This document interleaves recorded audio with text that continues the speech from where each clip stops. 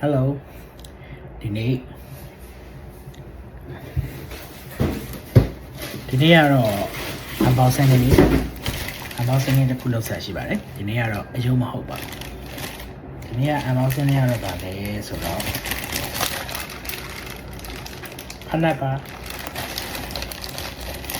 ဖနက်ကလေးပဲဖြစ်ပါတယ်ဖနက်ကတော့ဘာဖနက်လဲဆိုတော့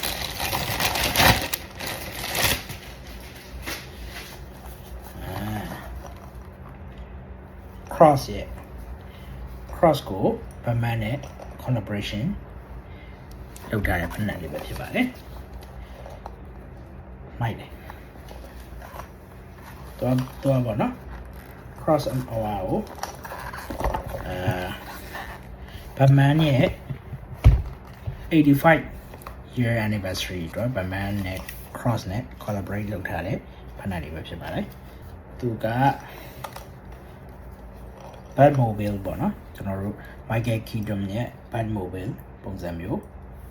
ဖနက်တွေပါဒီမှာဘိန်းနေပါတယ်ဘေးမှာ Batmobile ပုံစံမျိုးဟာလေးပါတယ်တော့နော်ဒါတော့ကာမီပေါ့နော်ကာမီပုံစံမျိုးပါတယ်သူကထူးခြားဆုံးအချက်ကတော့တောင်းပါလေးပါဒါကနည်းနည်းလေး childish နည်းနည်းဖြစ်တယ်ဆိုပေမဲ့Batmobile ပုံစံအပြည့်အဝမျိုးရောက်သွားဒါလေးပါမှရပါပါအတွင်းသားမှာဒီမှာ Batman logo တွေပါတယ်သူကပြီးတော့ကျတော့ဒီမှာ$5တန်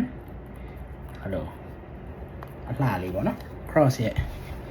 ပါနေကြအလှလေးဒီမှာ Batmobile အားလေးနှစ်ခု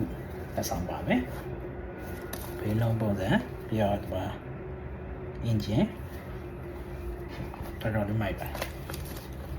တော်လေးကိုမိုက်တယ်ပါလာတယ်